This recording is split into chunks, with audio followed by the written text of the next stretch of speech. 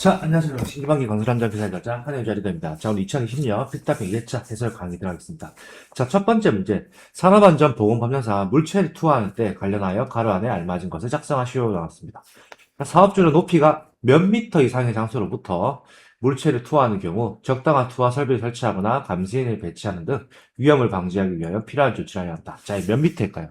자, 이거는 3미터입니다. 3미터. 자, 넘어가겠습니다. 자, 2번. 콘크리트 타설 시 거푸집 취급에 영향을 미치는 요인 세 가지를 작성하시오라고 나왔는데요. 자, 이거는 보통 네 가지 있습니다. 자, 첫 번째, 외기 온도, 두 번째, 습도, 세 번째, 타설의 속도, 네 번째, 철근의 양입니다. 보통 네 가지 있는데 요 네 가지는 꼭 암기하시기 바랍니다. 자, 넘어가겠습니다.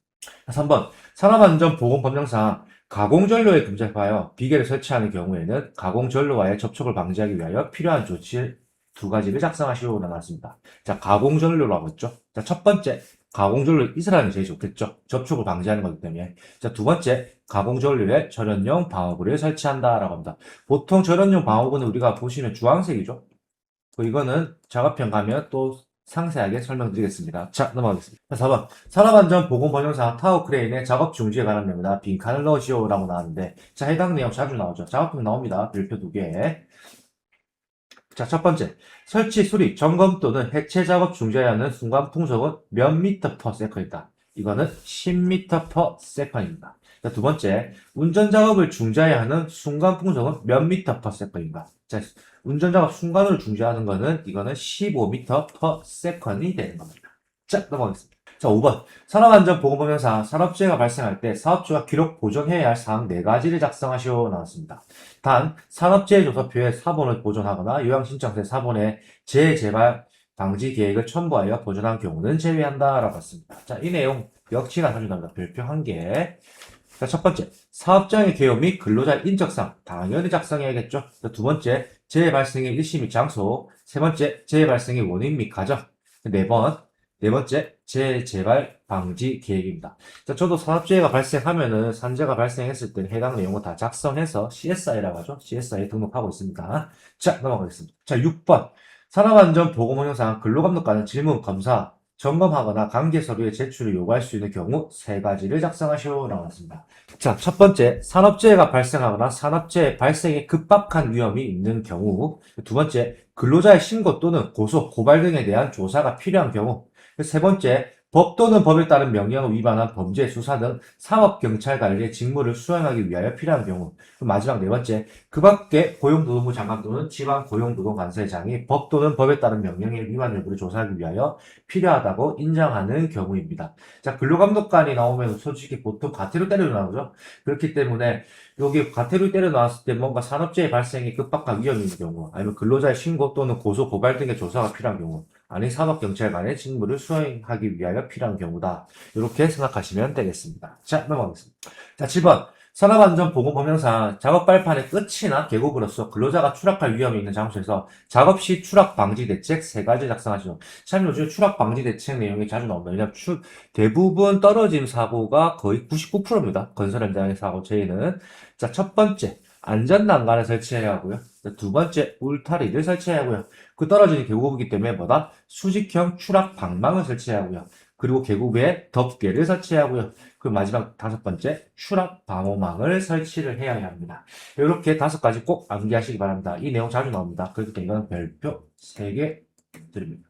자, 넘어가겠습니다. 자, 8번. 산업안전보건법령상 사업주가 근로자에게 실시해야 하는 안전보건 교육 중 다음 근로자의 교육 시간 관련해서 가로 안에 알맞은 숫자를 작성하시오라고 나왔습니다. 자, 첫 번째. 안전보건관리 책임자 나왔네요. 안전보건관리 책임자는 신규교육 몇 시간, 보수교육 몇 시간. 자, 이거 동일합니다. 안전보건관리 책임자는 6시간, 6시간. 신규랑 보수 둘 다 6시간입니다.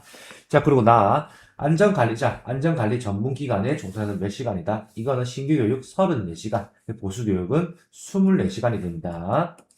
자, 그리고 이어서 마찬가지입니다. 보건관리자 혹은 보건관리 전문기관의 종사자, 신규교육 몇 시간? 이것도 34시간. 그리고 보수교육도 역시나 24시간 됩니다. 그리고 마지막, 재예방 전문 지도기관의 종사자는 신규 몇 시간? 이거는 34시간. 보수교육도 역시나 24시간입니다. 자, 이렇게 해서 좀 뭔가 쉬운 느낌 나죠? 자, 보면 오른쪽에 표를 보시겠습니다. 자, 표를 보시면 안전보건관리 책임자는 신규교육 6시간, 보수교육 6시간. 그리고 안전보건관리 담당자는 신규교육은 없습니다. 없고 보수교육만 8시간이 있다. 자, 이제 오른쪽에 표를 보시죠. 오른쪽에 표를 보시면 해당 표를 보고 해당 표대로 그대로 외우시면 되고 그럼 결국엔 똑같습니다. 이렇게 표시한 부분은 34시간 신규 보수교육 24시간 똑같죠. 근데 여기 위에 살짝 다시 표시를 하면 저 위쪽의 부분은 안전보건관리 책임자 신규 6, 보수 6, 안전보건관리 담당자는 신규 없고요. 보수 8시간이다. 해당 표를 꼭 암기해 놓으시면은 무슨 문제가 나도 다 맞출 수 있는 교육시간에 관련된 문제다라고 생각하시면 되겠습니다. 자, 넘어가겠습니다. 자, 9번 터널 공사 표준 안전작업 지침상 터널 공사 시 터널 작업면의 조도 관련하여 가로 안에 알맞은 숫자를 작성하시오 나왔습니다. 자, 작업 구분 막장 구분 나왔고요. 자, 막장 구분 몇이다? 이거는 70럭스 이상. 터널 중간 구간 50럭스 이상. 터널 입출구 수직구 구간 몇 럭스 이상? 이거는 30럭스 이상입니다. 70과 30럭스인데, 자, 중요한 건 해당 내용 법령이 바뀐 겁니다. 법령. 혹시 뭐 예전에 뭐 교재 보시고 법령 안 바뀐 거 보시면은 이 숫자 잘못 적어서 틀릴 수 있습니다. 이건 어찌 보너스 문제죠. 보너스 문제. 자, 넘어가겠습니다. 자, 10번. 사업주가 근로자의 위험을 방지하기 위하여 해당 작업장의 지형, 지반 및 지층 상태 등에 대한 사전 조사를 하고 그 결과를 기록 보존하여야 하며 조사 결과를 고려하여 작업 계획서를 작성하고 그 계획에 따라 작업을 하도록 하여야 하는 사업 3가지를 작성하시오라고 나왔습니다. 자, 지형, 지층, 지반 상태에 대해서 사전 조사를 한다. 자, 해당 내용. 필요한 작업은 뭘까요? 첫 번째, 타워 크레인은 설치, 조립, 해체하는 작업. 두 번째, 차량기 하역 운반기계 등을 사용하는 작업. 단, 화물 자동차를 사용하는 도로상의 주행 작업은 제외한다. 세 번째, 차량계 건설기계를 사용하는 작업. 자, 해당 내용 저도 역시나 많이 작성하고 있습니다. 네 번째, 화학설비와 그 부속 설비를 사용하는 작업. 이어서 전기 작업. 해당 작업은 전압이 50V를 넘거나 전기 에너지가 250V를 넘는 경우를 한정한다. 라고 합니다. 자, 굴착면의 높이가 2m 이상 되는 집안의 굴착 작업. 그리고 7번 터널의 굴착 작업. 그 외적으로 8번부터 13번까지 있습니다. 이 13개 중에서 3가지를 작성하시면 됩니다. 저라고 한다면 이 아래에 가로에 없는 내용 위주로 먼저 암기를 할 듯 합니다. 자, 넘어가겠습니다. 자, 11번. 산업안전보건법령상 보호구의 안전인증 제품에 표시해야 할 사항 4가지를 작성하시오. 단 안전인증 표지는 제외한다 라고 합니다. 자, 해당 내용도 역시나 별표 2개 자주 나오는 내용이죠.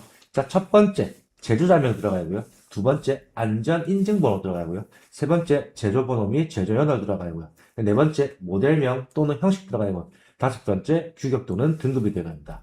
자, 이거 암기법 알려드리죠. 암기법 재밌습니다. 제안 제목 Q다. 제안 제목 Q. Q는 이렇게 가로를 쳐서 Q라고 외우시면 뜻합니다. 자, 해당 내용 자주 나옵니다. 자, 넘어가겠습니다. 자, 12번. 산업안전보건법령상 차량기 하역 운반기계의 운전자가 운전 위치를 이탈하고자 할 때 운전자가 준수해야 할 사항 2가지를 작성하시오 나왔습니다. 자, 해당 내용 역시나 자주 나오는 내용입니다. 별표 2개. 자, 첫 번째, 포크, 버키, 디퍼 등의 장치를 가장 낮은 위치 또는 지면에 두고 두 번째, 원동기를 정지시키고 브레이크를 확실히 거는 등 갑작스러운 주행이나 이탈을 방지하기 위한 조치를 할 것.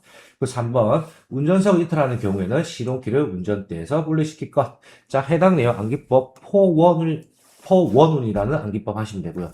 두 번째, 이게 예전에 원동기가 아니었고 기계였었거든요. 기계를 정지시키려고 했었는데 이거 이제 법령이 바뀌었으니까 원동기라고 꼭 암기하시면 되겠습니다. 그리고 제가 이 내용 나올 때마다 항상 말씀드리죠. 제가 현직에 있으면서 운전석을 이탈할 때 시동키를 이때 분리하고 올라갔었거든요. 그때 운전수가 시동키를 이제 꽂아놓은 상태로 이동을 바꿨기 때문에 제가 이거를 시동키를 빼러 갔는데 제가 굉장히 당황했던 적이 있었습니다. 왜 그랬을까요? 해당 답안 아시는 분은 댓글로 달아주시면 제가 보고 치킨 쿠폰 보내드리도록 하겠습니다. 댓글 달아주십시오. 자, 넘어가겠습니다. 자, 13번. 사고 예방 대책 기본 원리 단계 중 시정체계 적용 단계에서 적용해야 할 3E를 작성하시오라고 했습니다. 3E. 우리 3E 내용 나오면 바로 나와야겠죠. 자, 첫 번째. 기술. 엔지니어링. 두 번째. 교육. 에듀케이션. 그리고 규제. enforcement입니다. enforcement. 그렇기 때문에 앞에 3입니다. 이 앞에 세 글자를 따서 3라고 하거든요. engineering, education, enforcement. 이렇게 정확하게 작성하시면 되고, 이거를 영어로 써야 돼요? 뭐 한글로 써야 돼요? 물어보시는 분들인데 뭐를 써도 상관없습니다. 자기가 외우기 편한 대로 쓰면 되고 근데 그냥 가장 안정적인 거는 일단 이 해당 용어예요. 웬만하면 영어로 쓰는 게 더 낫지 않을까라는 생각이 듭니다. 자, 넘어가겠습니다. 자, 14번. 산업안전보건법령상 공사금액 1,800억 건설업에서 선임해야 안전관리의 인원을 작성하시오 라고 나왔습니다. 자, 일반 몇 명이고 전체 공사기간 중 전후 15에 해당하는 게 몇 명인가? 자, 일반, 자, 1,800억이랬죠. 자, 오른쪽 표를 보시죠. 표를 보시죠. 자, 50억 이상 120억이면 1명, 120억 이상 800억 미만 1명, 800억 이상 1,500억 미만 2명, 1,500억 이상 2,200억 미만이 3명입니다. 그러면 1,800억이기 때문에 몇일까요? 3명이 되는 거겠죠. 자, 그리고 전체 공사 기간 중, 전, 후 15에 해당하는 기간이다. 자, 보시면 공사 기간 중, 전후 15에 해당하는 기간은 2명으로 한다라고 되어 있죠. 그렇기 때문에 2명이 됩니다. 공사 기간 중 전후 15라고 하는 거는 무슨 말이냐면 공사 기간을 이제 100%라고 한정했을 때 초반 15%, 또 마지막 15%겠죠. 그럼 두 개 더하면 30%가 되겠네요. 그럼 중간의 공정이 70%가 되는 거고요. 그러면 전과 후일 때, 그러니까 초반 공정일 때는 굳이 3명이 필요 없다라는 겁니다. 왜? 초반에는 일이 많이 없거든요. 일도 많이 없고, 그 마지막에 갔을 때도 역시나 일이 많이 없습니다. 마무리 단계이기 때문에. 그 초반하고 후반은 결국에는 일 자체가 많이 없습니다. 중간에 일이 많은 거거든요. 그렇기 때문에 그때는 굳이 3명 말고 2명만 선임하면 된다. 이렇게 이해하시면 되겠습니다. 자, 이것으로 오늘 2020년 필답형 2회차 해설 강의가 종료됐습니다. 2회차는 희한하게 계산 문제도 없고 굉장히 쉬웠던 회차인 것 같습니다. 저는 신기방의 건설안전 기사의 저자 한혜윤자 리더였습니다. 감사합니다.